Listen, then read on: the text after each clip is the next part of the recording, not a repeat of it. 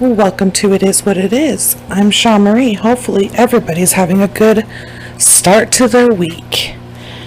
So to start out with, I guess we should say that next week's episodes are going to be different.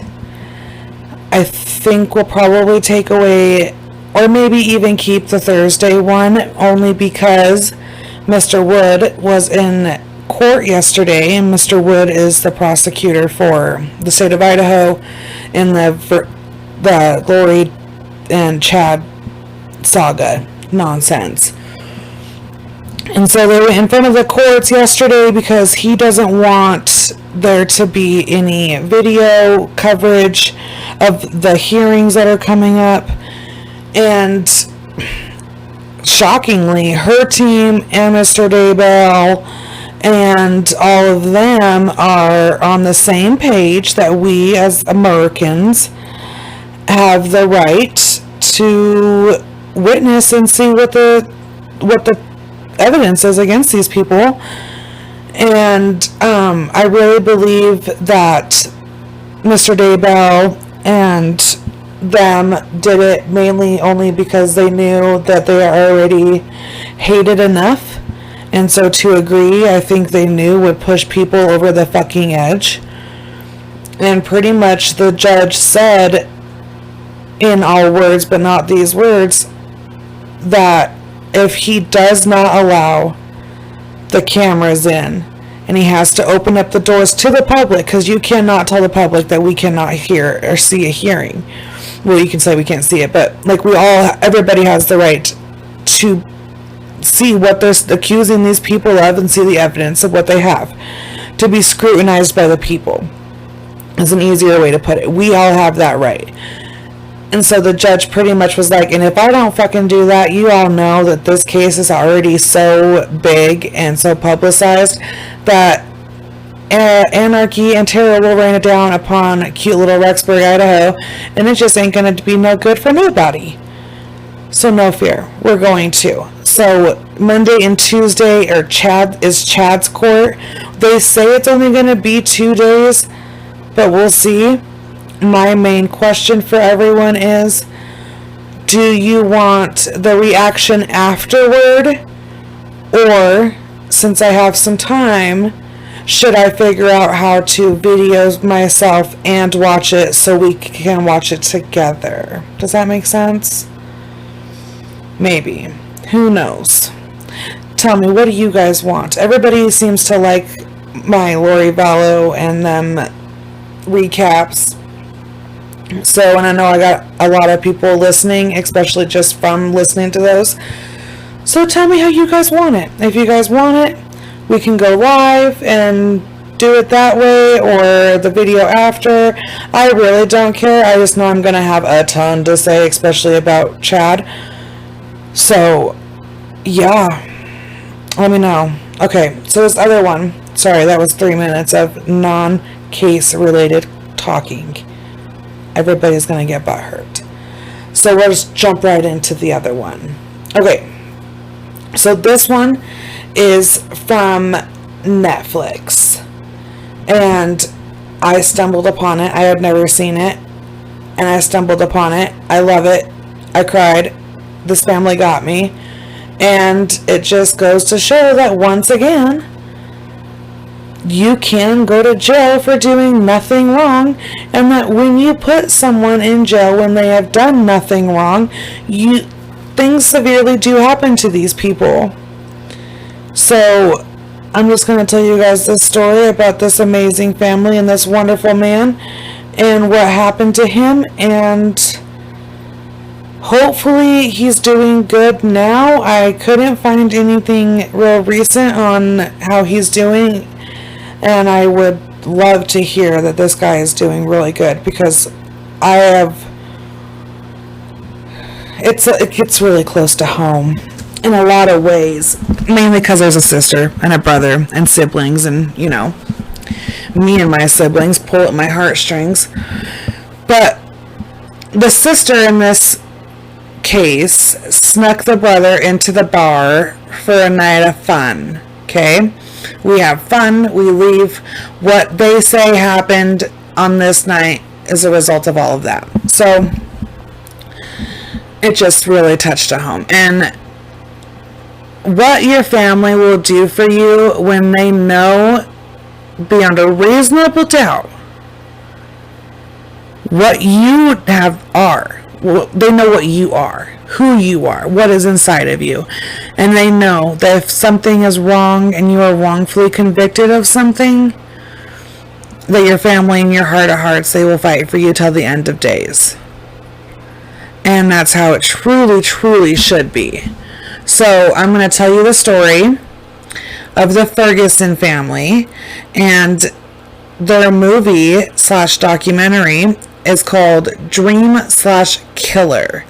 It was made in 2015. Like I said, it's on Netflix. We have about 13 pages of notes here. And so it's going to be, we'll see how long it actually turns out to be. And we'll dive right in. I'm going to give you guys like the main characters that we're going to talk about. And then we will, talk about the whole thing. And then, like I said, if anybody knows this guy or anybody in this family, please, please, please tell me how he's doing, because I've literally thought nothing but of him since I watched this like 3 days ago, and he's just really stayed with me, and I just, man, okay, so I'm going to tell you guys, we'll get into it, and we will start off with introducing the family, and the family consists of Bill, Leslie, Kelly, and Ryan, and like I said before, they are the Ferguson family, and also comes into this will be Chuck, or Charles, is his actual name, Erickson.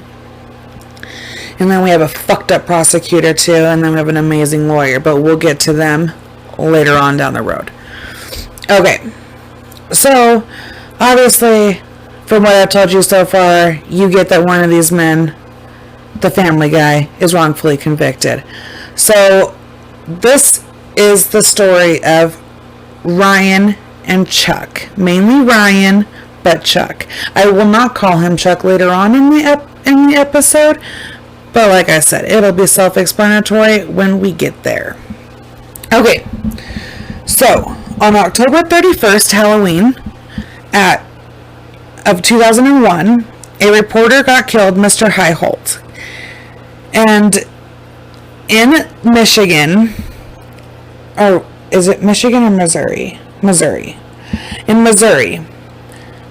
The state of Missouri. Sorry. This is the only unsolved murder at the time in this town. Okay? And I should have wrote down the town, but I didn't write down the exact town. But the only unsolved murder at the time. So, obviously, when crime happens there, it's very rare. Okay?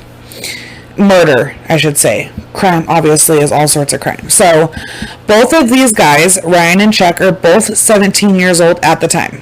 And in the state of Missouri, you can get, that means you're an adult. So you can, if you commit a crime bad enough, you can be charged as an adult. And that's perfectly fine. Which, I hate when I just always have to try to overcorrect myself, because all those sensitive ass people in the world who want to correct me on every little thing I say, I try to do it for them. I'm not going to do that. I'm going to try to stop doing that. Anywho, so what happens is there's an anniversary publishing of this newspaper article about Mr. Highholt, and it's 2 years later on his 2-year anniversary, so it is now 2003. Well, Chuck has been going around for a while talking to his friends, telling his friends that he had a dream that he did it and Ryan was a part of this crime. So he's telling all these people. The documentary starts out with a 911 call that Chuck makes to 911, and he's like, hey, I have some information for you, or whatever, and he goes to the cops, and the cops go, and Ryan comes on, and Ryan is a very handsome fella. If you don't like true crime, do it for looks alone. Very handsome guy. he comes on the screen and he starts telling his story that, like, he was going home. A truck with 2 guys in it was following him. They followed him into his apartment complex. When they got out, they arrested him. It was the FBI or something like that. So, like, he tells his story. So they go, and when you watch Chuck's interrogation video, and he's being told what happened through this whole thing. So, like, they take him back to the scene, and normally when you're taken back to the scene, being the quote-unquote killer, you're the one who's like, hey, it happened over there, 3 steps to the left, 2 steps right, exact same spot. But no, in this situation, they're telling Chuck, they're like, hey, you see that gray car over there? What you did happened, like, right behind that spot. And he's like, oh, okay. And then they're like, well, how did Ryan kill him? Because he says Ryan killed him. He says he hits him in the back of the head with a tire iron, and that Ryan is the one who does the final killing of it all. And he says, oh, I saw him strangling with a shirt or something. And the cop is like, well, bro, I know it's not a shirt. And he's like, okay, maybe a bungee cord. Maybe it's something out of the car. I don't think it was a rope. Why would the guy have a rope in the car? And the cop's like, well, I'll tell you what it is. I'll tell you right now for a fact. We know that his belt was taken off of him and that he was strangled with his own belt.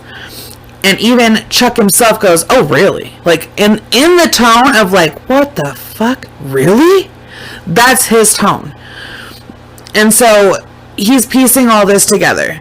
Meanwhile, they're telling Chuck, they're like, dude, I hope you know Ryan's in the other room over there, singing like a canary, and he's already thrown you under the bus 4 or 5 times. And he's writing a statement. He's going to be the first one to get a deal and all this shit. And so Chuck's like, oh, ho, ho, ho, no. Chuck gets the deal, right? So he flips on Ryan. He's like, I will tell you everything that Ryan did. You say Ryan did it? Ryan did it. I know I did it too, but I know Ryan killed this dude. So they have their number one witness against Ryan now in the form of Chuck. Okay? So Chuck was charged with 2nd-degree murder. Okay, Ryan was charged with 1st-degree murder, which is could be penalized up to life in prison without parole or death. Okay, in his interrogation, in Ryan's interrogation, the parts that they show you in the documentary, just in that little part alone, I counted 11 times that he says, I don't know what the fuck you're talking about. If Chuck did it, because he was with Chuck that night. And he says, if Chuck did it, dude, I don't know when or where he was, because he was not with me. We did not do this. And he's even like, dude, Chuck's a weird motherfucker. You guys have talked to him for a second. Y'all obviously know. He's weird. And 11 times in that little clip, dude, and he's not just saying, I don't know. He's telling them, like, yeah, you guys might be right, but you're wrong about my involvement. I, Ryan Ferguson, do not know dick. And he says that, dude, multiple times. And even one piece of shit cop comes in, because Ryan is really close with his dad, and he's like, I can't even talk to my dad. Ryan says that. And this one dick cop comes in, and he's like, hey, let me step in for your dad. And his dad's an amazing guy. There's no stepping in for Ryan's dad, Bill. No stepping in. Absolute phenomenal guy. And so you're like, I can see that you're hurting, son. Just confess. And even with this guy trying to heart him, he straight tells them, like, I wish I could tell you what happened, but I was not there. I do not know. Sorry for this, family. So sorry. Do not know. So, and a side note on Mr. Highholt here, I believe his name was Ken. He used to feed a precious cat, a homeless kitty, at his work. Like, he would bring tuna, and before he left, he would always make sure to feed this cat. He was a very loving, caring guy. He's described by his daughter as like a big teddy bear. He was like 6'5", big dude. Big dude. And these are some little fucking kids. Like, at the time, they're 17 years old. They're not Chuck is little, Ryan's not. Ryan's very athletic. So Chuck is more scrawnier looking from the picture anyway. But Mr. Highholt's a very big guy. And a very sweet, kind man. And he's a sports writer there. And he would write about anybody's sport. He didn't care. He wasn't like, oh, let's just do football or whatever. He was like, nah. If you think your sport's important, I'll give you a little 150 words. So he's a really sweet guy. And his family did take in that precious little cat. I just want to say that. Because they felt if their dad loved that cat enough to feed that cat all the time, that they would need to take care of it now that their dad is gone. And at first, the daughter straight says, like, in her mind process, so there's two things. There's this documentary and the show 48 Hours, but you got to watch it on YouTube because it's very old. Anyway, so she says on the 48 Hours that, like, at first she didn't believe it because these were two young kids. And there's literally nothing tying these two to this crime. Literally nothing, except for Chuck's word. So when Ryan goes to jail, he's talking to his dad on the phone, and he's telling his dad, he's like, I need $60 a week on commissary, and then I can get food, I can get stuff to eat, I'll be fine. And his dad says, is there anything else I can do? Now, anybody with a loved one in prison knows that is the most expensive goddamn place in the world. I swear it's probably more expensive than fucking college. Paying for someone in prison is ridiculous to make sure that they get enough to eat, to bathe, all that shit. For the soap, like Suave, dude, okay, on the street here, you can buy it 88 cents a bottle. Bam, you golden. In jail, they want me to pay as a person outside, or even an inmate who only makes maybe 50 cents an hour, to pay like $5.50. That is ridiculous. It is ridiculous the amount of money it takes to live while being in prison. It's dumb. My own opinion. Okay, so they go to the like bail hearing and him to say the not guilty and all that fun shit, and like they're like, okay, well, set his bond, like get him his bond, because his dad Bill is willing to pay anything. He does not even believe that this is going on, because how he finds out is someone calls him, a family friend calls, and they're like, I heard Ryan got arrested, and he even says, nah, it must be a different Ryan Ferguson, like it ain't mine, my baby boy don't do shit like this. And even the friend was like, you're probably right. Until there's a knock on his door, and it's two college reporters, and they're like, hey, want to make a statement because your son was just arrested? And he was like, fuck you guys, get off my porch. He didn't say that, but he was like, no, I don't. And so, horrible, right? To find out your precious baby boy, you have two children. And amazing children, okay? These are not children that give you a hard time. Not at all. It's super, I'm going to tell you guys some shit that, like, you just know that these two kids, if y'all ever met my kids, I want to replace them with some Kellys and some Ryans because they'd be nice. So, his bail was set at $20 million. That is the highest bail ever set in the United States for one count of murder in the first degree. One count. One person. Ever. And here we have Lori Vallow, who killed children, and we're complaining about $1 million. And this fool had $20 million bond. 20 fucking million. Okay, so how the show goes, how it breaks it down, is it will give you his time incarcerated, how old he was, and then it fills in the gaps in between there. So that's what I did. I highlighted the time we talk about to him, the end, and so I don't have exact dates. A bunch of the stuff I tell you about because the family doesn't give that. So anywho, okay, so 4 months in, he's 19 years old. At this point in time, in December of 2004, his dad Bill got 11 boxes of his discovery because Bill's going to take on the fight to set his son free. So 18 months in, county, okay, we haven't been to prison yet, we're just in county, he's 20 years old. October 17th, 2005, 4 years after the murder, Ryan's trial starts. They think it's going to be an open and closed case because literally there is nothing but Chuck saying he thinks he remembers, might have possibly could have been a dream, but he remembers Ryan was there. Ryan says he has no idea. We're going off of Chuck's word.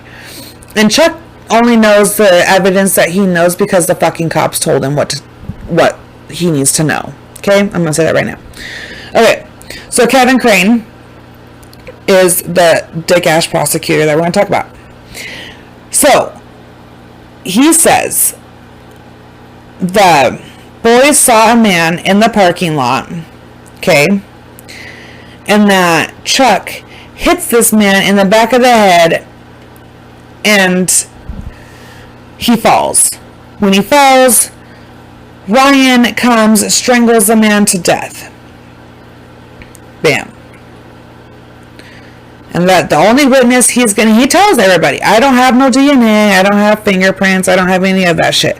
I have one fucking liar in a fat mouth named Chuck, who's a pathological liar named Chuck, who's gonna come and testify and tell you guys what he is. Okay? So Ryan's the first one to go to court.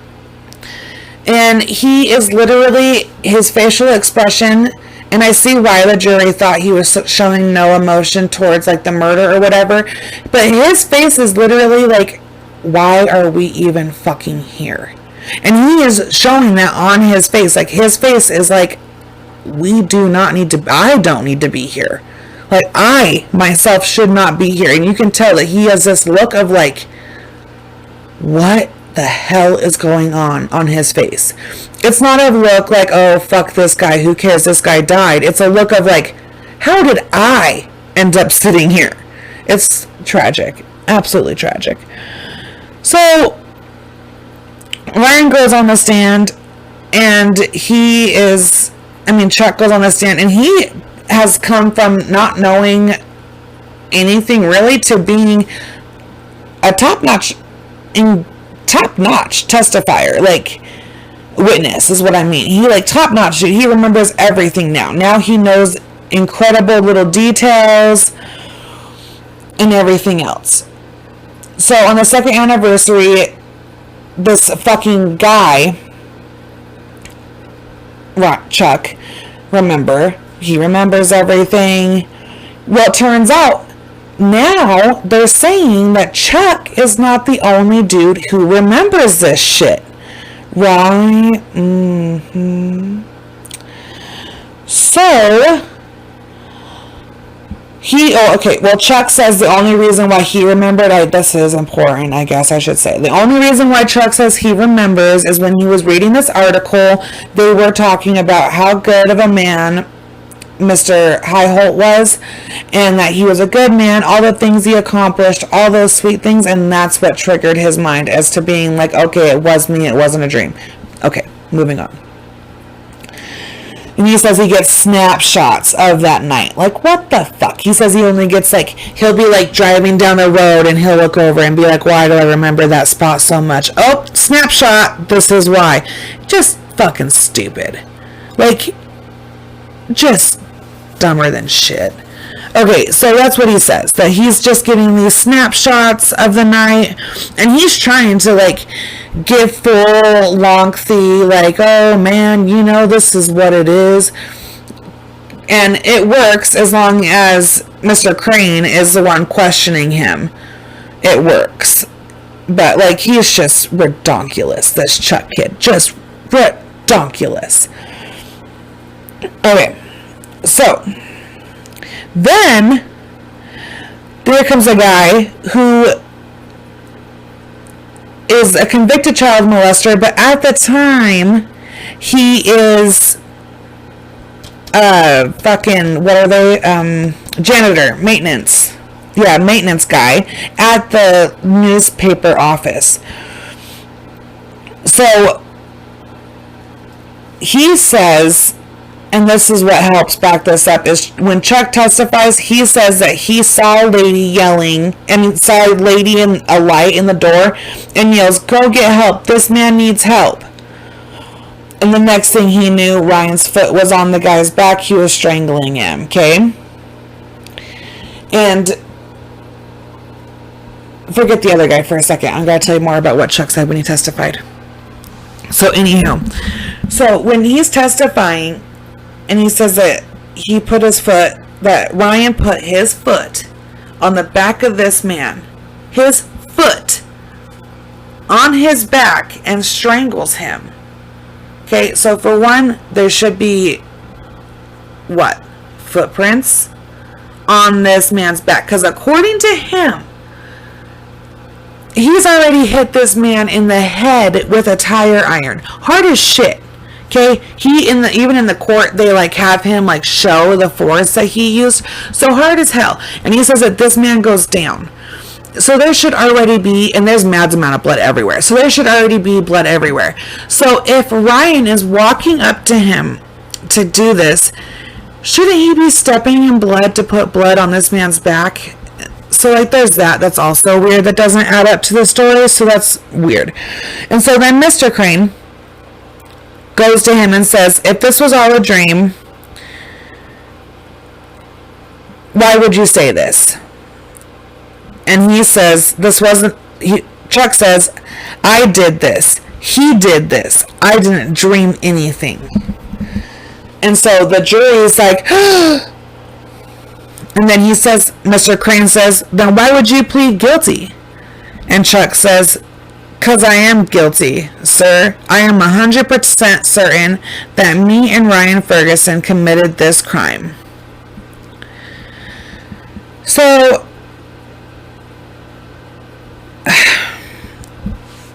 obviously we know that Chuck pled guilty because he got the deal. You don't get the deal unless you say you're guilty of the crime, obviously. And it's just... And Ryan's literally not showing anything. And so the jury's looking at him, and then they're looking at Chuck saying the story with so much passion and so much commitment.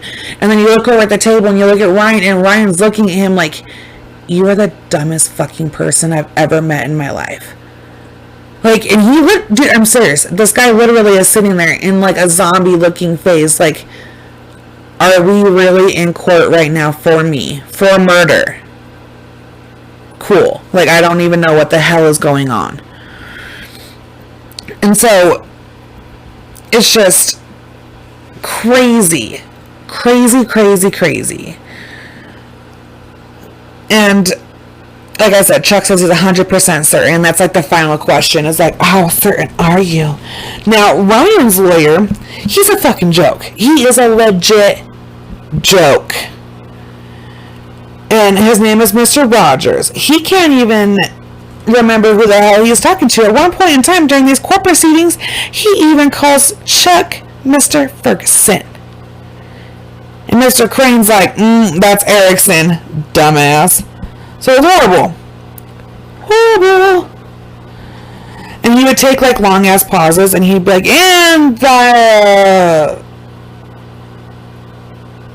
and then Ryan's face, his eyeballs, dude, got huge because he was like, what are you doing, good sir? I'm going to go to prison for the rest of my life because you are incompetent. His dad, Bill, says it's, quote, painful to watch. It was painful to watch. This guy was just a complete fuck. He didn't even have the right map or the, like, right locations pinpointed on the map, even though Bill says, hey, I will do that for you. And he says, no, dude, I'm a lawyer. I got this. He should have let Bill do it because it would have been done right. So it was just shocking. Like, legitly shocking. And so Ryan is now deer in a headlights expression. Just big ol' eyes. We don't know what the hell's going on. And then all of a sudden, they're like, well, we're going to call Shauna to the stand. She's the girl that Chuck says he saw in the light. Dude, and she's about to cry literally from sitting down in the chair. She sits down and her lips are quivering. She wants to cry. She wants to get out of there. It's horrible. It's so sad. She does a composite sketch the day after the crimes committed of the two people she saw. And Ryan was 20 feet away from her, okay? 20 feet away. That's from your living room. You and someone from the doorway of your living room probably to your couch. I'm going to assume it's about that distance. not one time did Mr. Crane or Ryan's people ask this young woman if she could identify this man in court. Never once was she asked that question. Never one fucking time. Well, then, this is when, on day 3 of the courts, this is when the other guy comes in. Okay, so his name is Jerry Trump. He's the janitor. He says, when he's on the stand, that when he was in prison for being a child molester, that his wife sent him this news article, and he remembers it because that night at work when he was working, 2 boys, he hears someone yelling, someone out there outside, and he yells, "Who's out there?" And 2 boys pop up from behind a car, and they say to this man, "Someone's hurt out here, man." And mind you, according to Chuck, he's already yelled to the girl in the doorway. So already the 2 other people are giving 2 different stories of how they heard and what they saw in the parking lot that night versus Chuck's story. Okay, stay with Chuck's story versus Chuck's story, because Ryan's story never wavers. It has always been, I don't know, WTF. Okay, so he says when he's there, his wife mails him this. He opens it. He sees the picture. He does not see the headline of the article. He just sees the newspaper. When he looks at the newspaper, he says, "These are the 2 guys I know for sure are from the murder from that night. They're there." He says that he saw someone that was white, 2 men that were white between 19 and 20.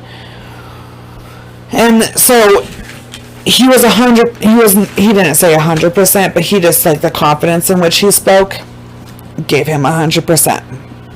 Now, Mr. Crane asked Mr. Trump, "Can you point this man out here in court today?" Mr. Trump says, "I sure can," and points at Ryan Ferguson and says, "That is the man." That was it. And everybody was like, "Well, damn, dude. Chuck remembers this guy says that he looked at him in the eyeballs and eyeballed him." And even, dude, Ryan's face will just make you cry the whole time. So everybody believes this guy. So Ryan himself is like, put me in the fucking game, coach. Put me in. Let me tell these people. And so that's unheard of. Mainly any case that you're ever in, especially when it's like a murder case, they don't ever want the accused to testify, because then I put you in a spot where you can, if you are lying, I mean, you can fuck yourself. So he says he wants to go on the stand. Well, in your mind's right, you think, perfect, right? This is going to be the way I'm going to get away with it. But you are not thinking what these 12 other people have already heard. So he shows no remorse. And he even does this cute little smirk. I wouldn't say it's a laugh. It's more of like a nervous chuckle of like, I can't believe you just said that in court, because Mr. Crane says, "You even said that Chuck was a little odd, right?" And then Ryan smirks and kind of chuckles, and he goes, "Yeah, he's a little odd." And then he's like, whoa, was that fucking funny, motherfucker? And he starts questioning about that, and Ryan's like, "Well, no, it's not funny." But you can tell that he's just nervous, and he was not prepped at all to go on the stand. He has no idea how to handle himself. No one told him, present yourself remorseful for this man, but still stand your ground on the fact that you did not do anything. Do not go up there and stone face it. And that's what he did. He went up there and stone faced it, and the only sort of expression he chose to do, may it be intentional or unintentional, was that whole little, "Is Chuck odd?" He smirks, kind of laughs. And so that's what they saw, right? So obviously the jury's like, this dude's a fucking dick. So Ryan says, quote, "I never thought I'd be arrested for a crime I didn't commit. Would you? Would you believe you'd be arrested for a crime you didn't commit?" Mr. Crane says, "I didn't commit one." Ryan comes back strong and firm. "Neither did I. And his whole family uproars, dude. And there's like, clapping. There's like, fuck yeah. No one says that, but like, in their heart of hearts, I know that's what they were doing. Like, literally, mic drop. And right there, if I was a juror, right there in that point in time, I would have been like, well, maybe this kid is fucking onto something. And, like, they did show video clips and all that shit from the interrogations, but the audio and the video were so fucking horrible that the jury couldn't see nor really truly hear what was being played for them. So, I just feel like they didn't take that all into consideration like they should have. So, day 5 court ends, okay? The jury goes, and 5.5 hours later, they come back with a guilty for murder in the second degree for Ryan, and guilty of robbery in the first. Watching his family here, that was truly heartbreaking. You could see on their faces that they were like, okay, any second now, this is all going to be over. We're going to get Ryan. We're going to go home. We're going to be fine. Everything's going to be done. This will all just be a laughable mistake at one point in time. But no, that's not what happened. The family was truly devastated and truly heartbreaking. If you've ever known anybody to go to jail. Okay, so my little brother started being a little shit when he was about 11, give or take. And here, when you get committed to the state of Idaho, at least in my brother's kid situation, you go to St. Anthony. But when you get committed, they take away your parental rights. Obviously, he's not my child, so that wasn't that devastating to me. But they take him. He is no longer in the same town as you. He's gone. And it's very hard. Up until the point where when they're first in jail, you always have that hope that, oh, okay, this whole wrong will be written right and everything will be better. But when you go to the court and they tell you you're guilty, and you hear that guilty, and they're like, oh, now we're going to start talking sentencing, your heart's in a panic, you're devastated, you're frightened, you're scared, you don't really understand. Did you really just hear the word you thought you hear? What does that mean? Guilty means what? And in my situation, I'm 13 months older than my twin siblings. So he was 11, I'm going to say I was 12, maybe going on 13, so he was maybe going on 12, maybe, I don't know. But, dude, in my ears, I heard, you just lost your brother forever and always. Now he's not your brother. Now he's a fucking ward of the state. And he's not going to be in the same town as you. Now it's going to be a whole drive. It's going to be a commitment to go see him. You can't hug him. You can't talk to him like you used to talk to him. Now he can't call me like he used to call me. A whole bunch of shit changes when someone gets sentenced. And they put you in that position right then and there where Ryan's family had to go on the stand and plead their case to how amazing Ryan is and that they are truly baffled and dumbfounded by what just occurred.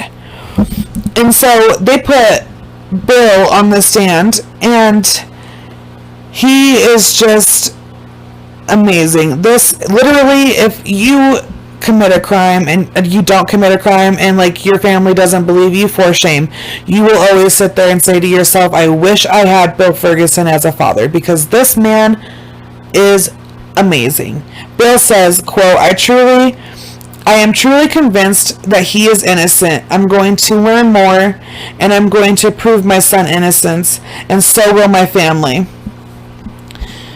And he says, I was there when he was born. I was right there. And if he goes to jail the time that we're talking, I'm never going to see my son again. And it's just, I can't, dude, it's just so hard. And especially, and I hate it, because then you read comments, and I hate reading the comments on stuff. Because then people are like, well, he's being dramatic. He was being way dramatic by saying he was never going to see him again.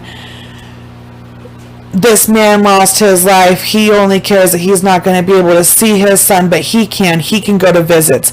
But like I said before, seeing him is different. You get to see them, yes, but you don't get to touch them. Fuck, half the time you don't even get close enough to get the smell of them, to remember their smell. So there's a difference between seeing him and seeing him. Like, it's just a huge difference, and it's just so sad that and you have to sit in these court proceedings, especially for the innocent. I'm really not talking about the guilty here, people. I'm really not. To sit there and watch these people that love you and care about you plead for you, and you can't hug them, you can't tell them, oh, dude, Dad, I know. Thank you for saying everything. I got this, though. I'm going to stone. At that point in time, you can't. And it's so hard, and it just breaks your heart because you just want to cry. And like Ryan is already in I have to be tough mode guy. So he's crying, but it's a subtle little like wipe away of his tears. And in that situation, you should have the right to be dramatic, bro. And throw a fucking fit. You're not guilty. And your dad's pleading for your life when that is wrong. You know it's wrong. I mean, granted, these 12 people think that they just put away the worst 17-year-old, 18-year-old that they could ever put away, but they didn't. You put away a guilty man, and really when it comes down to it, and you say all you believe is Chuck and this other man, and this woman who was not even asked to point it Ryan out in court, I just don't know how 12 people come to that conclusion. I don't know how 12 people, there was not one person in that room that said, guys, none of this sounds fishy to anyone in here. No, they go off of, why would someone say that he committed a crime? Why would someone say he's guilty? And Chuck fucked this up for everybody across the board. For Ryan and himself. Completely fucked them up. It's just, we'll get to it. It's so horrible. But they later on in the documentary, Bill does say that he doesn't even remember what he said when he was talking to the jury, that he was literally in like a fog, and that it all just came from the heart, and that it was as true as it came out. So the jury gave Ryan 30 years for the murder and 10 years for the robbery, so a total of 40. You hear his sweet sister Kelly yell, well, she doesn't like yell, but she yells. She says, quote, "We love you. Oh, love you. We'll get you out," end quote. And right after court, right when they walk out the doors, this family has cameras in their face. And they're like, oh, tell us how you feel. Tell us how you feel. What does it feel like? Because they walked in there with confidence before, and they talked to the press before, and they were like, oh, no, I think we're good. And so now they're like, well, what do you feel? How do you feel? Ha, ha, ha. You know, trying to rub it in their face. And Bill talks to them, and Bill says, well, in the words of John Paul Jones, we have just began to fight. So, here's a cute little story that I had to tell you guys because I told you in the documentary, and I think it'd be just rude of me if I didn't mention it. So here's a cute little love story. So his parents met at the University of Missouri in 1972. They finish school, they get married, they decide we're going to travel overseas. We're going to take some time, we're going to travel. They bought a vehicle in Amsterdam. They drove it all the way to the Arctic Circle where the engine seized. And so when the engine seizes, obviously now they need money because they're way over budget. And they have to figure out how to get money so they can continue on. So Bill starts welding, even though he's not a welder. He just tells everybody he is. And he was in I believe it was the Army. And so he was just pretty much like, I can do anything I put my heart to. I got this. And then they go to Africa. They go to spend some time in Africa, and then they go to Australia. Their daughter Kelly was born at Docker River in Australia, and then they moved to the northern part of Australia where Ryan was born. They only planned this trip for 2 years, but 10 years and 2 kids later, they came back home to Colombia, and it was just an amazing, like, you go through all of that. You have all of that history. Just, it's so sad. It's just so sad. His mom says that Ryan was an easy kid to raise. He was very loving. He was a very curious child. He was very fit. He never got sick of hanging out with his parents. He always wanted to hang out with his parents, hug his parents. He was never afraid to show his love and affection for his family. Now, they did split up before Ryan's arrest, but his arrest kind of brought them back together as parents, not as a couple, but as parents. The day after court, the shock was still kind of wearing off, but then Bill says that's when he knew the fight had to start. He went to the crime scene. He walked that crime scene. He walked around 3 or 4 blocks of that crime scene almost every night. He would go mainly when the moon was full because it was full on the night of the murder. He liked it when it was about 65 degrees because that's how it was that night too. And he would just hang out for an hour. I mean, not for longer. He would go there about midnight or 1, the crime scene, and he would stay till about 3:30 or 4 o'clock in the morning.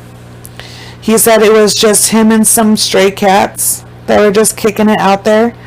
And finally, a reporter that wrote a really shoddy story on Ryan, he told that reporter, he said, you know what? Bring you and your fucking know-it-all mind. Come down to this crime scene. Walk it with me. Let me show you how you're wrong.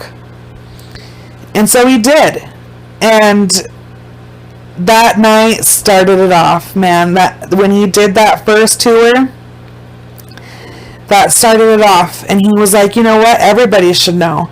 So he started doing tours, and he would show anybody. He would take anybody. He said he would do them from 10 people to 1 person.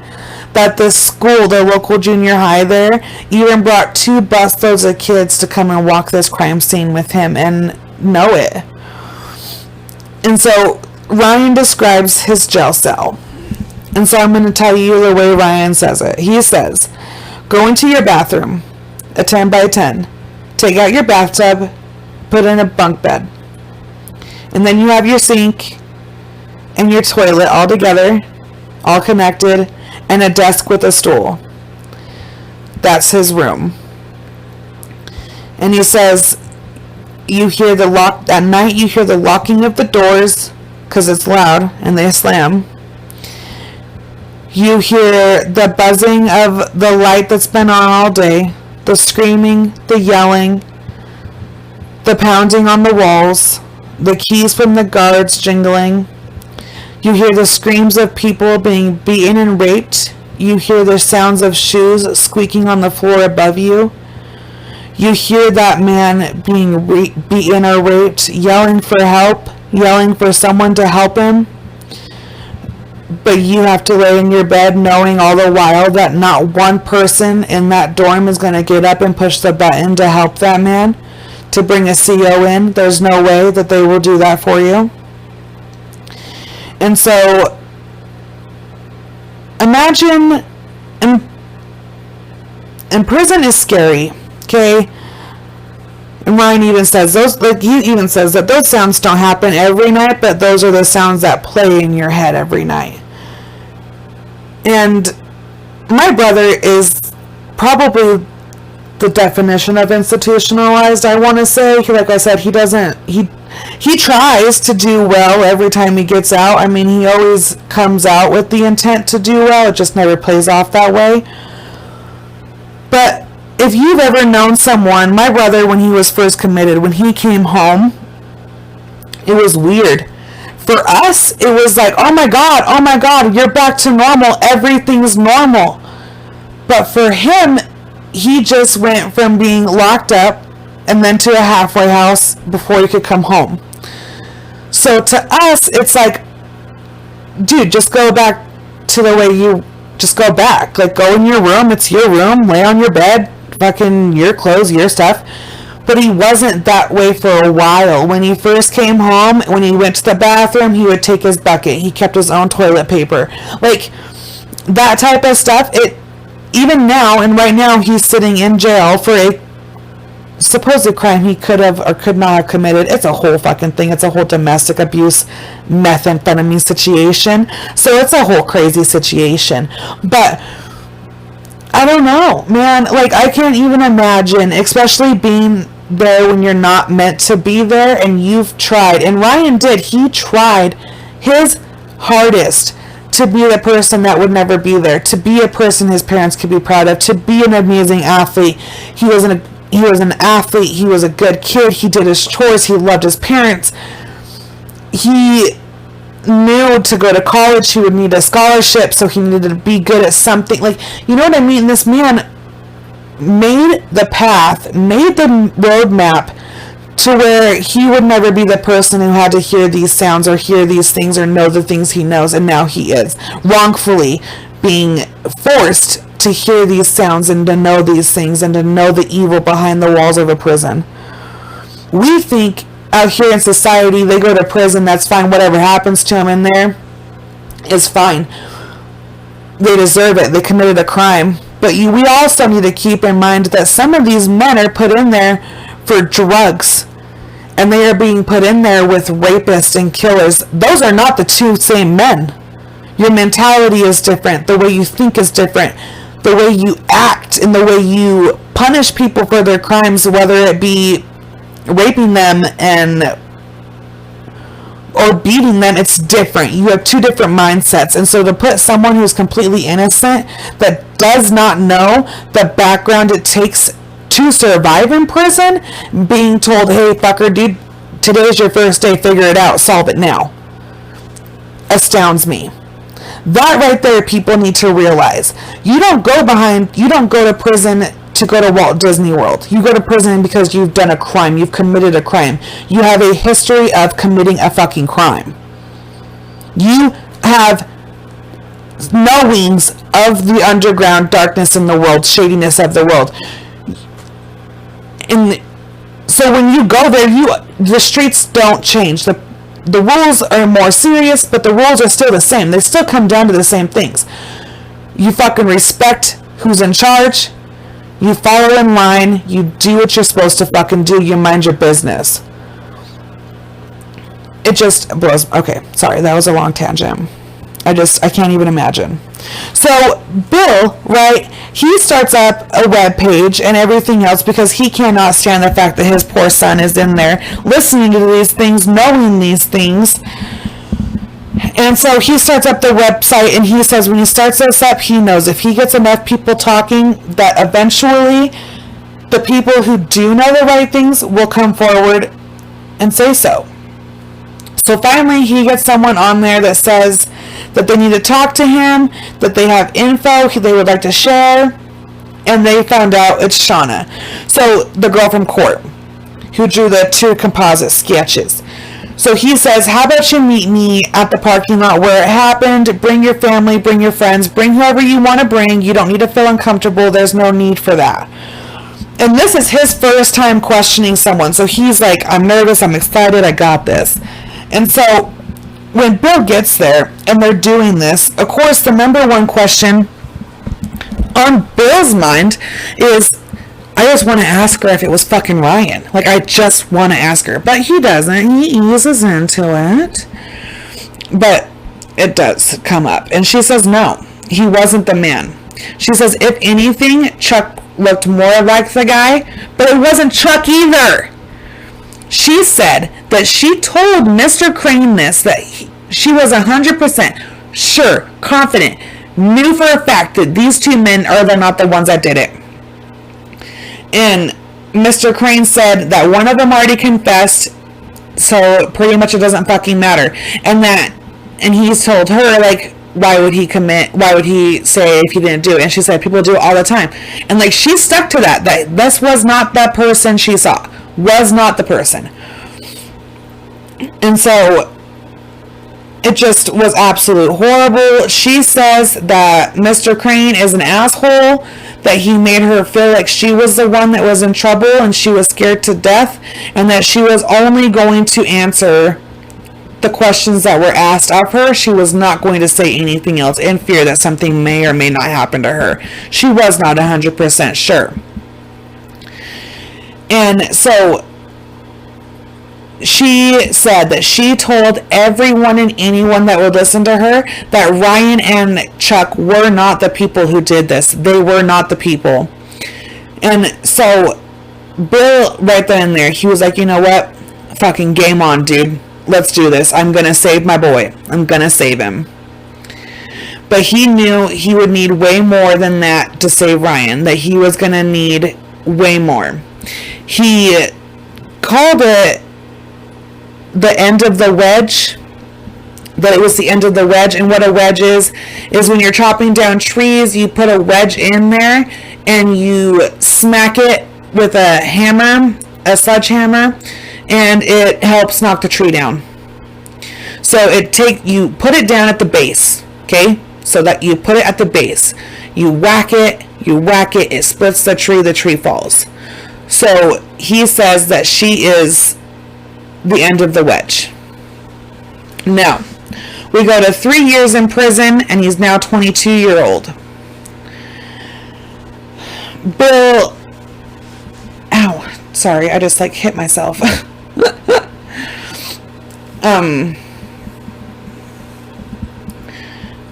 Bill talks about how they would always play basketball together, and that they were more than just son and father. They were best friends. They did everything together. I mean, it started out little shit when Ryan was little, but it progressed into fucking skydiving and just this is my pal, this is my buddy, this is the guy I'm going to do everything with. And one precious little story he tells is him and Ryan used to play ball together, and they were at the park one day, and they see these two guys playing ball, and so they go up and they ask him, hey, can we play ball with you guys? And they were like, well, who gets the little kid? And Bill says, oh, I'll get him. And Ryan's like, Dad, we're going to lose. And he says, you know what? These guys are going to go and they're going to try to block you. They're going to try to block me. I'm the big guy. They're not going to think to block you. And they go and they win this, right? I probably just fucked up that cute little story. But the moral of the story is they beat these two older guys. It was a father-son victory. It was super cute. And that they played ball once a week all the way up until right before Ryan was arrested.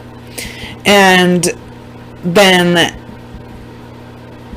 that's the memory he wants to obviously get back, and that's one of the things he misses the most. And Ryan then says that the first time he went to the yard, he was scared shitless. He's a little white guy. He doesn't know the rules of the land and all that stuff. And so he starts playing ball. And mind you, these dudes in prison, they're only playing ball to pass the time. He's played ball as I can play ball. I can shoot, I can dunk it, I got this. I can dribble, I can run and dribble. I got skills that you don't got. And so he played these guys, and it got him enough respect that people didn't fuck with him. They probably still fucked with him, but they didn't test him. It wasn't a test to see, can this guy hold his own or can he not? Because in prison, we're not two touching in a game of ball. It's not oh, you fouled.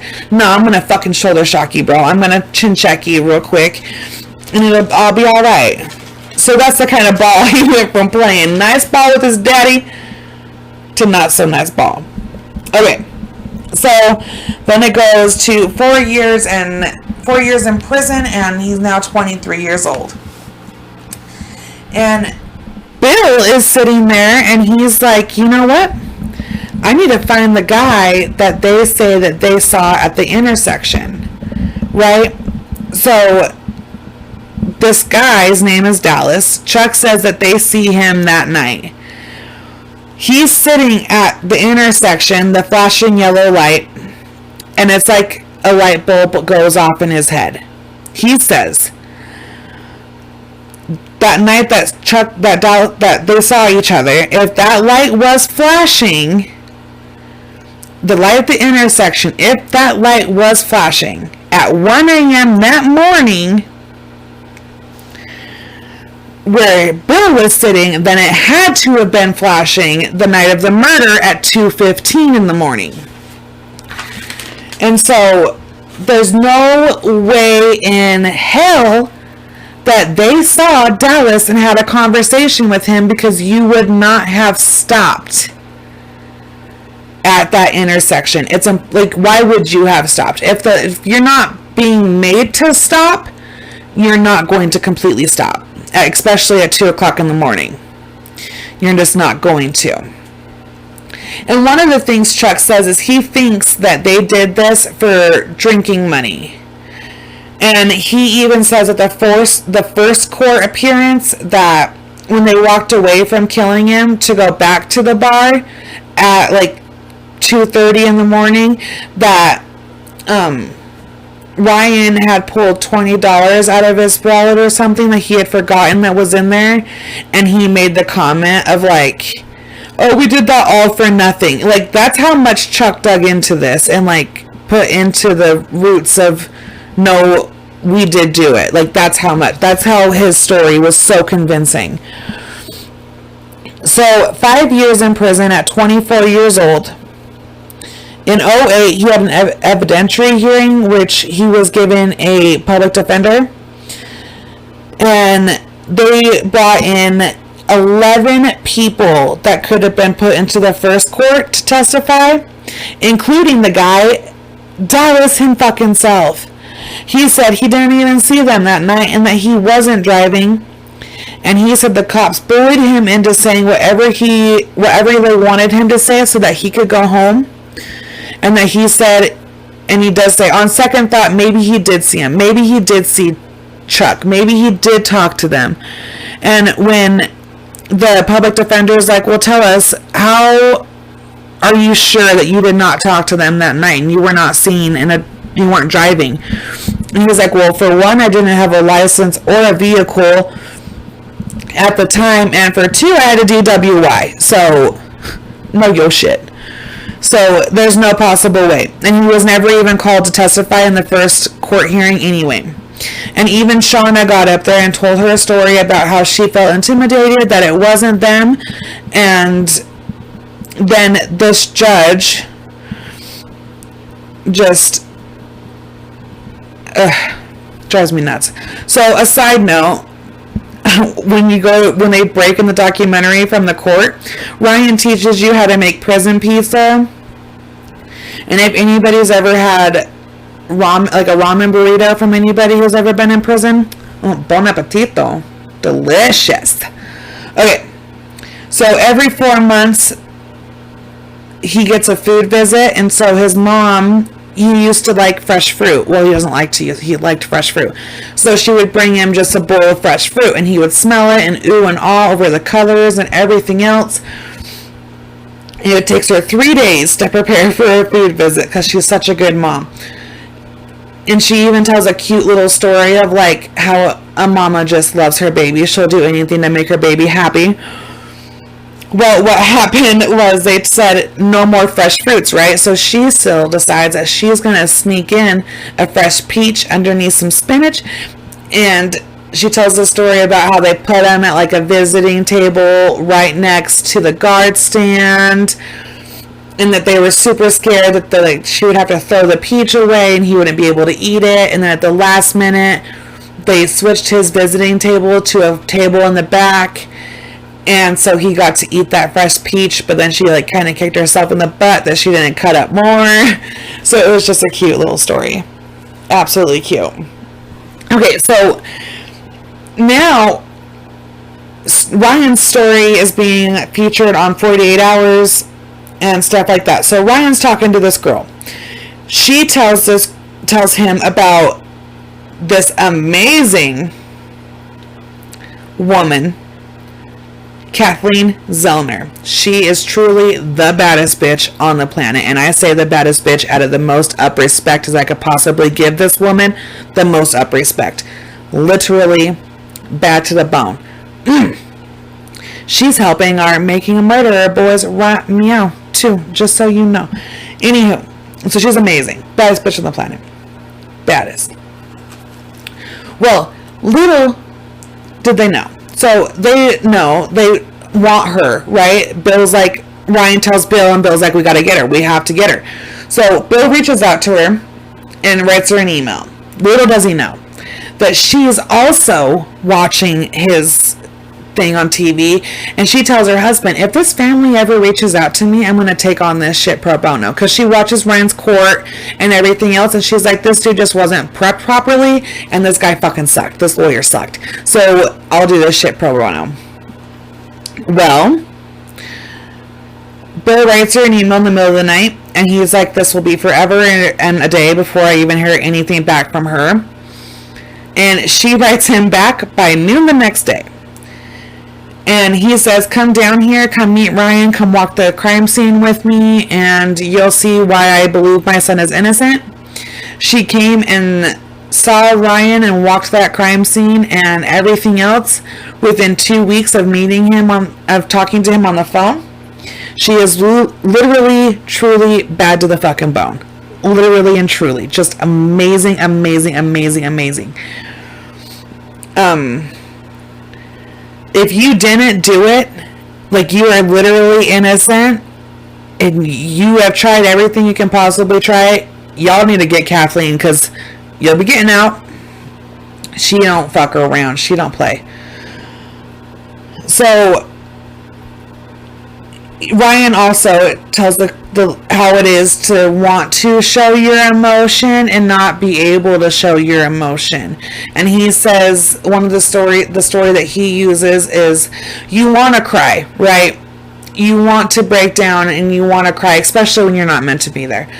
And he's got his TV, and this big guy has his TV, and they're watching The Notebook, I think it is. And that guy ends up crying, right? And he's sitting there and he's like, I can't even talk to this dude, because I know if I talk to this guy, I'm going to cry, and I don't want to cry in front of this big guy. And that he just loves romantic movies and stuff like that, because it's a way to bring out his emotional side that, for whatever reason, is on lockdown unless it comes to that. So it's just super amazing. It was super nice to, I don't know, to hear how he got through it, and just all the environmental changes. You know, you go from being able to cry wherever you want to being afraid to cry because you don't know what crying will lead to if anybody else sees you cry. And it was super sad. Kathleen does say in that part that she believes a part of Bill died and that he will not be okay until Ryan is out. And that's just super sad. So now we are 6 years in at 25 years old. Now, Chuck sends a letter to Ryan for the first time ever, telling him, hey, the next time your attorney's in town, have her get a hold of me.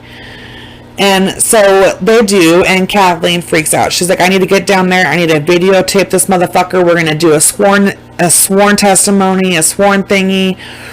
We're going to make him do the whole raise your hand, praise to Jesus, the whole thing.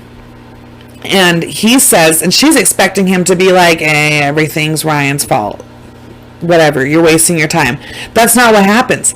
He says that he is the one who did everything, that he is responsible by himself, and that he didn't want to go on with the lies, and that he couldn't live with himself, knowing that Ryan was going to keep getting punished.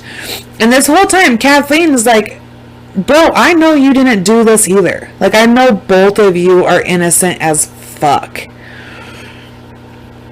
And so it was just super, super, super sad, because, like, he's trying to make his wrongs right. And now is when we're going to start calling him Charles, because at the beginning of this, she asks him, do you want to be called Chuck, Mr. Erickson, or Charles, whatever. He says either Mr. Erickson or Charles, because he is no longer Chuck. And when you don't want to be called by your nickname, it shows improvement, it shows growth, and it shows that he is no longer the punk-ass little kid he was before. So, we will now call him Charles. And so, like I said, he knew that she knew that they both are innocent and that they didn't do anything at all. So, when Bill's watching the court tape for the 10th millionth time, it clicks in his head. Nobody asked Mrs. Trump why she sent the news clipping. Why did she even send that? Like, what was her reasoning behind the letter to begin with? And so he goes and talks to her, and she straight says, like, I don't know what you're talking about. I have no clue. And it was just super heartbreaking, because, like, he doesn't tell her that it's Ryan's his son until the end. She was like, wait, what did you say your name was? And then she, like, clicks the dots, and she's like, I don't even know if I should be talking to you. And he's like, it's all right, you don't have to, but you did. And I'm just going to leave. Like, I'm not going to harass you. I'm just going to go. I got what I needed to know, and I'm going to go. So then it goes to 8 years in prison. He is now 27 years old. There are 7 unidentified prints from the scene of the crime that nobody can match to either one of these two boys. Kathleen says it's harder to get the wrongful things undone, even though you should just be able to go and give the state the evidence and the proof that the crime isn't what happened, and it should be that easy. You should be able to go and say, this is why he is innocent, this is why it was a wrongful conviction, go ahead, fix it, I'll go pick him up when we're done talking about it, thanks for the cooperation. That's not what happens, obviously. So she is just baffled, absolutely baffled. And she says that even the old lawyer that was from the previous court cases, because mind you, Ryan's had 2 previous representatives by this point in time, that they just didn't have, she didn't say this, but it's what I took from it, they just don't have the she's not afraid, there we go, they didn't have the cojones, the balls to do such a task on fighting for this man's innocence, really.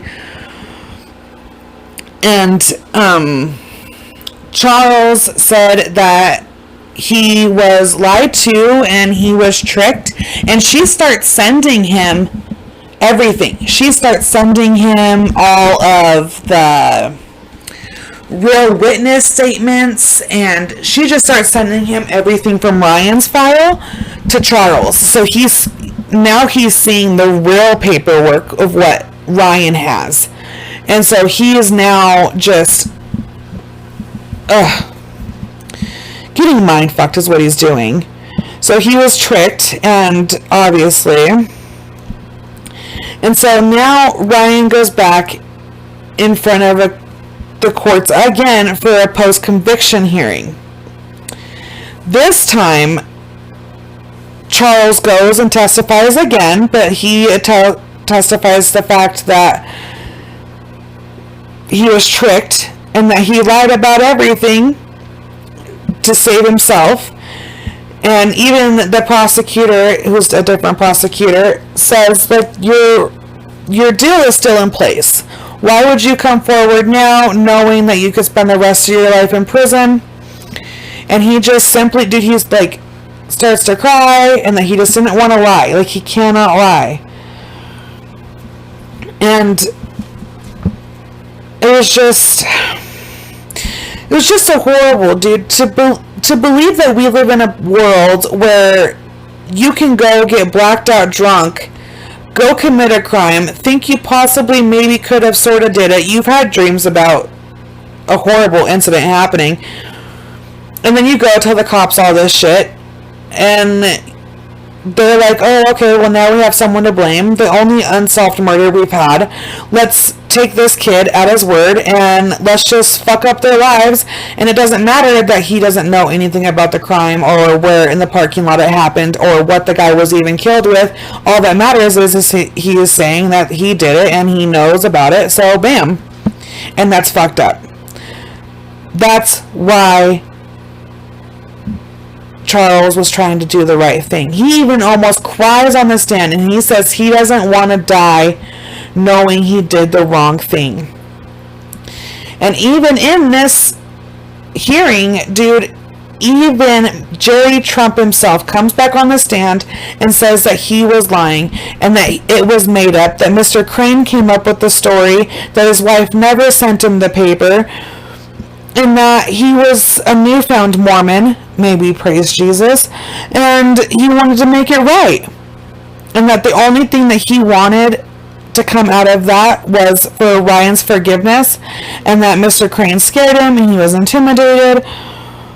And it was just, they switch over to Ryan's face, and you can tell that he was on fire, that his blood must have just been 1,000,000 degrees, dude, because, like, I would want to fucking strangle you. Your lie put me in prison, bro. I've been in prison for 8 fucking years. 8 years. And now you want me to forgive you? He does. He's such a good guy. And even Ryan says it does take a lot of respect to get up on the stand and to say what you knew to be wrong is wrong.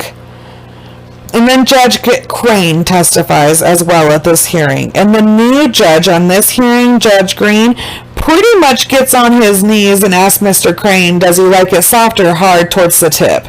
Like, he dick sucking him all the way. Okay, it was horrible. He's like, do you want to be called a judge, even though at the time of this you were not a judge, but you are a judge, and ooh, judge. And then he straight tells everybody, he's like, I'm going to tell all of you guys to refer to him as Judge Crane. Fucking eat me is what I would have said. Anyway, he gets up there and he goes, of course I didn't lie. I didn't make up anything. I didn't have anybody lie. I didn't ask anybody to lie. I am a judge. And the whole time, Ryan's giving him that look like, fuck you, bitch, explain it. Because Kathleen Zellner don't play. She puts him on the spot in some hard situations that he really is just like, oh, well. And he even says a couple of times, well, whatever the record reflects is what we'll go off of. And that's just code for I am wrong and I am a lying piece of shit. But I don't want to say it because I can't say it because then I'll lose my job. Is what it comes down to. And so you would think that hearing all of these things that Judge Green would go and be like, okay, cool, yeah. And everybody thought this was it. This was over. This was all going to be done. All the witnesses took back all their testimonies. This is the first time ever where both witnesses take back their testimony and nothing is done on that. This man is literally, truly, at this point in time, sitting in prison based off of lies, and that is it. That is the only thing putting him in prison is the word of others. And Ryan always knew that he would get out one day. But 6 months after that hearing, the judge comes back and says, fuck no. Ain't happening. Everybody has a reason to lie. Those people are all lying. Mr. Judge Crane did a great job. He won his case. Even Kathleen said that she wanted to call him and tell him that you are a disgrace to the profession. And then she said, you know what? No. I'm going to take this and I'm going to tear it apart. And she says, and this is why I say that she is one of the baddest bitches in the world. And she says that she was going to take his ruling, and she was going to show the world that he was incompetent. Bam! He even gave his judgment on the anniversary of the death of the murder, so everybody was kind of like, well, that didn't really need to happen. You didn't need to wait it out for that long. And everybody is in shock. Everyone is in shock. But they have a backup plan. Because like Bill says, you need a backup plan to your backup plan to your backup plan. So they got a billboard with the composite sketches that Shauna drew and asking for people for help. And this way they knew that they were telling everyone, we are not going to stop fighting. We will continue to fight. I will prove his innocence, is what was being done. And then they started using the media, and they started growing and growing and growing, and then all of a sudden everywhere, people around the world were posting pictures with signs saying, "Free Ryan Ferguson now, free Ryan, freeryanferguson.com." So the next phase that they went on to, the next court that they went to was the Western District Court in Kansas City. And Bill said that he had already been looking into how to get his case in front of the World Court if the courts that the Western Court didn't prevail, that they were going to go to the World Court. And in the court that they were going into, Kathleen only has 15 minutes to plead her case. And you don't ever know what piece of paper in your filing they're going to use to talk to you about. So you have to know all of your shit. Everything you've ever known about this case. This is the day you have to know it, and you cannot forget. This is not a day. This is the day that you put 3 years of your hard work into 160 papers, give it to them, and you show your skill, and your skill is what you rely on at that point in time. Thank God she has the best. And poor Ryan was left alone to freak out in his cell because his cellmate had work that day. So he was just freaking out, knowing that in a whole other place that people are fighting for you and you are not there, but you are still being fought for. You don't know what's happening. You don't know what's being said. Ugh, the panic I couldn't even handle.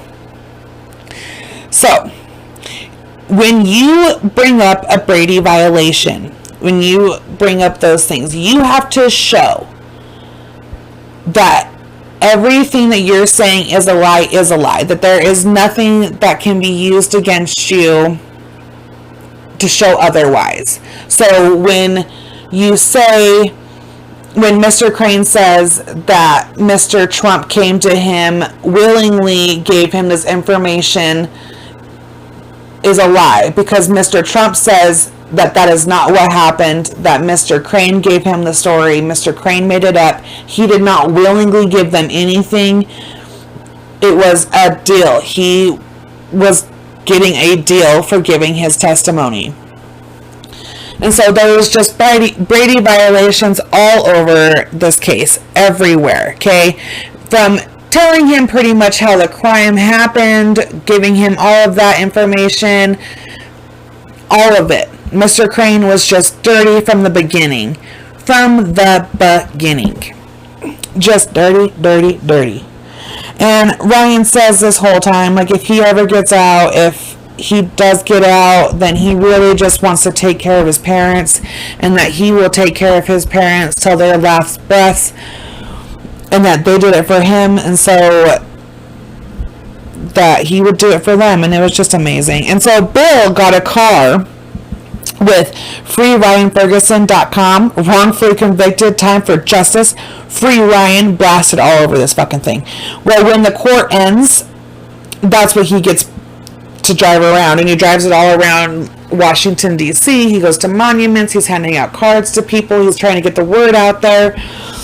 And so I don't have the exact date. 9.5 years in prison, and at 29 years old, 2 months after that hearing, November 5th, they were told that dun, dun, dun, dun, dun, dun, dun, dun, dun, Ryan was coming home, not going to another court, Not maybe possibly gonna get vacated. Nothing. It was, your son's getting out today. Go pick up your fucking kid. Today. Right now. Go do it. It was just so, he hugged his mama first and then his dad, and like I just sat there and bawled and cried.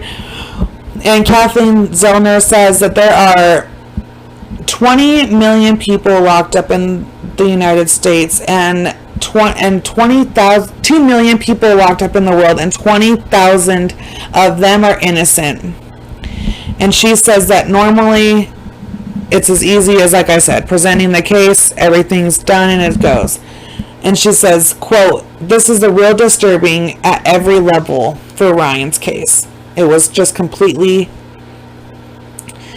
devastating. She's never seen so many people try to protect the wrongdoing of a conviction ever.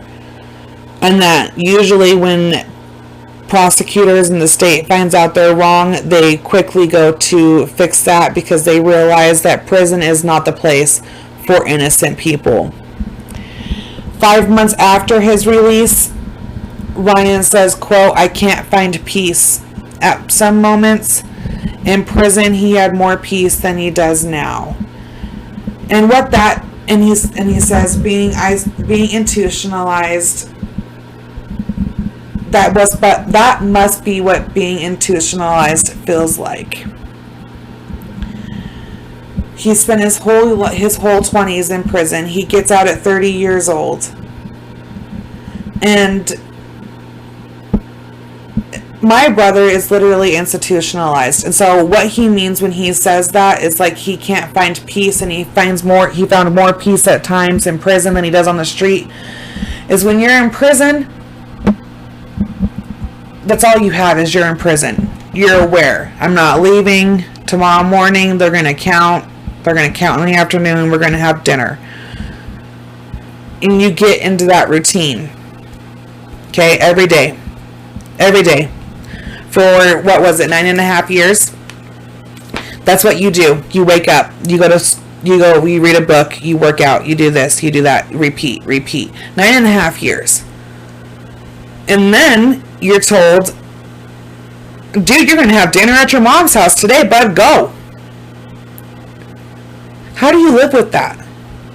How do you separate that? Because now you're just being thrown, and like your family and everybody, like I said, we did it to my brother. We are just like, oh, you're out. Everything's normal. Go. No, in 9.5 years, you missed a lot. I mean, good fuck. You missed smartphones. Like, people are handing you a phone that you don't know how to use. Driving's changed. Cigarettes have changed. They don't even taste the same. Everything is different, and you're getting put into this world where all of a sudden now people are expecting more of you than you've had to give out of yourself in the last 9.5 years. Now you want to find a job. You need to find a job. Do you go back to school? Do you not go back to school? And there's still people that are going to believe that you're a murderer, even though you've pleaded your case. Your family's fought for you for 9.5 years. They've given everybody every little piece of information they need to know that you are innocent. There's still going to be people in the world that don't believe that. And it doesn't get easy. Just because you're released does not wipe away the 9.5 years of bullshit and the feelings and the just, I don't even know. It's like fucking PTSD, for real. Like, okay, so when my dad went to prison, he spent 13 years, I want to say, 13 years.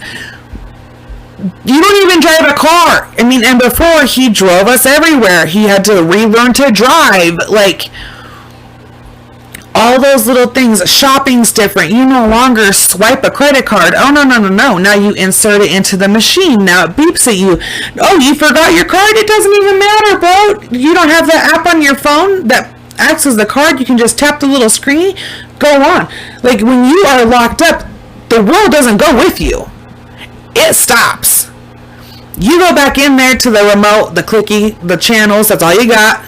You don't have a way to get information right here, right now.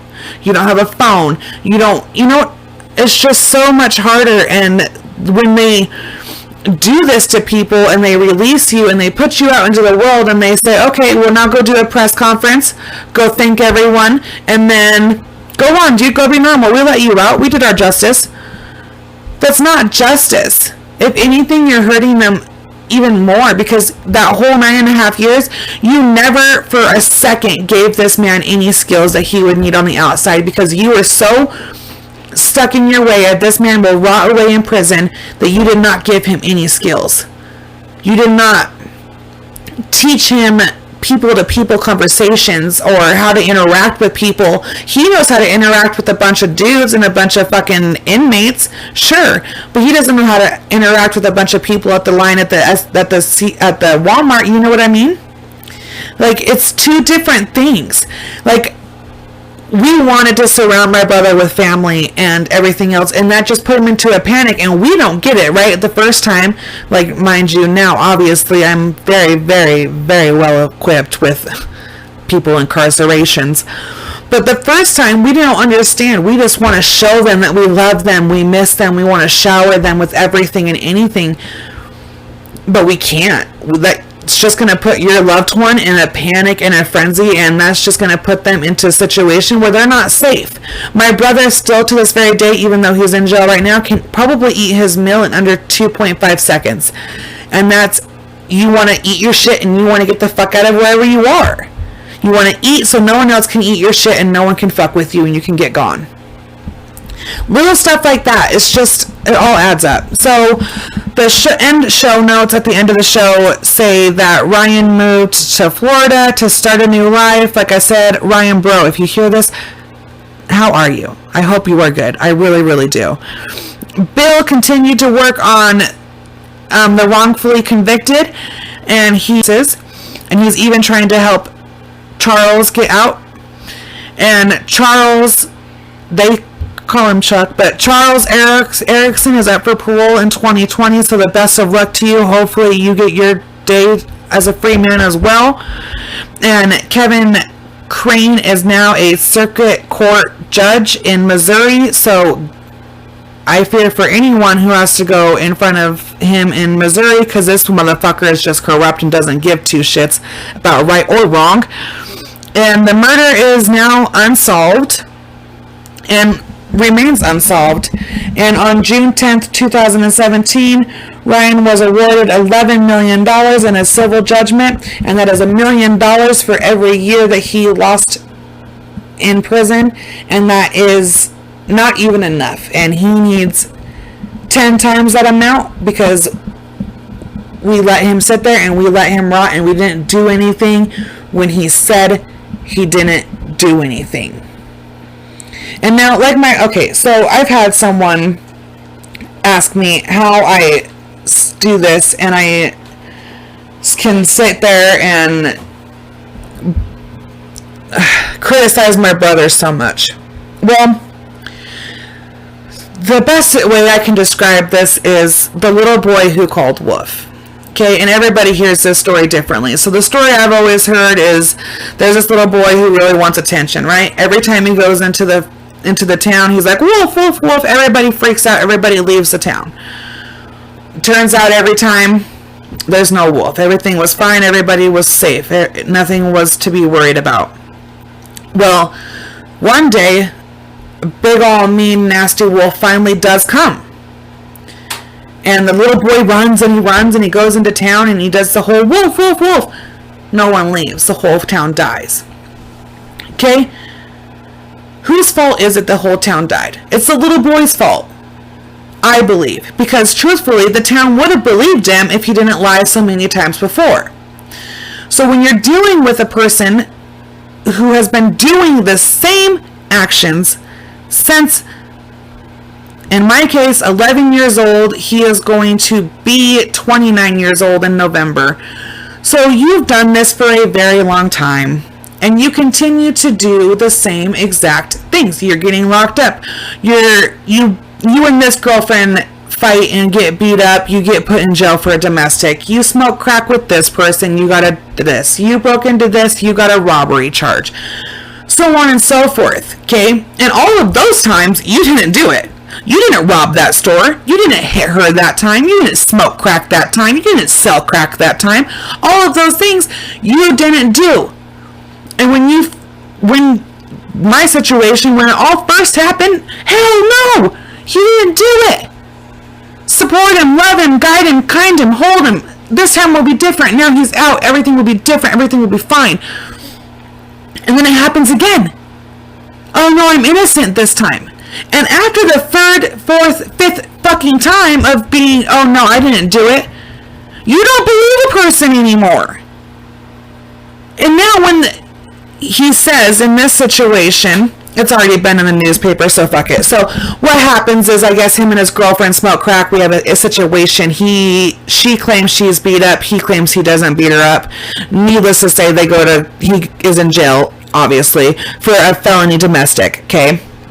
And everybody is saying that, like, he couldn't ever possibly, he's such a great guy because he is a good kid. He's just a stupid ass shit and acts like a monster from time to time.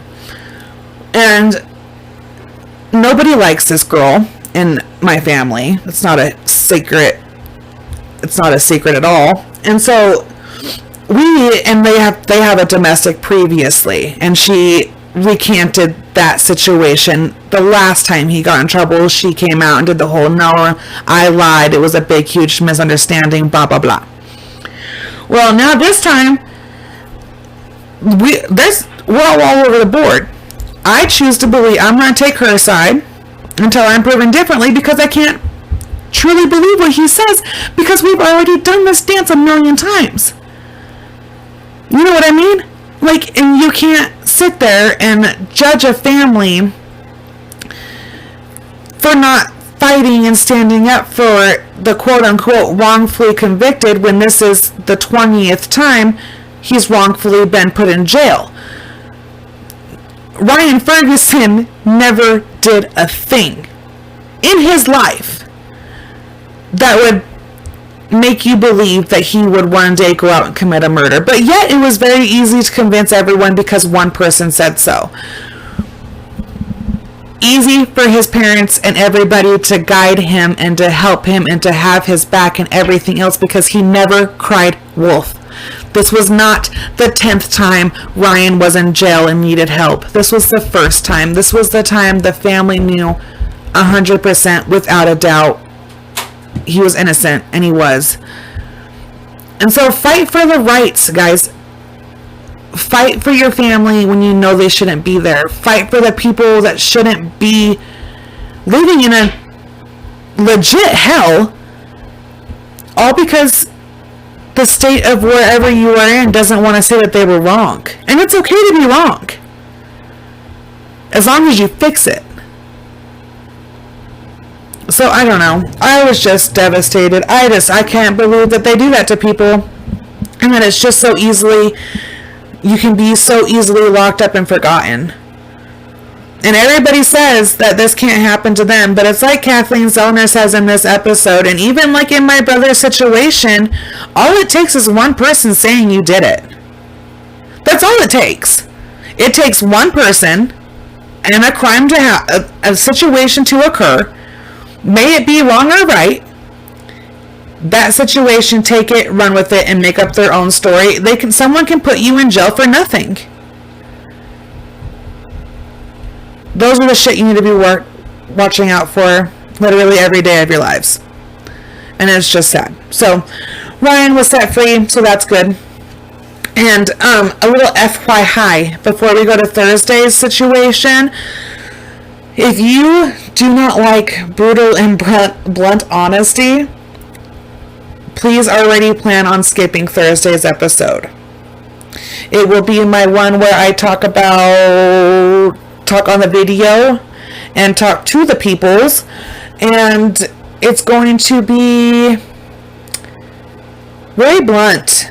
And not in a Sean Marie is gonna be upset because someone gave her a bad review, or anything else. We're going to take on the topic of child sex trafficking and what that truly means. And I'm going to tell you a couple of different stories of things that have happened to children and all that stuff. So if you're one of those people that like to not hear real true crime, even though it all is real true crime, but you like to have a nice little soft bow put on top and your feelings not to be hurt and for you to not have any bad thoughts or think the world's evil or anything like that, skip Thursday, because I'm going to tell you things on Thursday that you will not be able to get out of your head. And truthfully and hopefully, I hope you don't, because I hope if I can put them into your head enough and make it be one of those things that you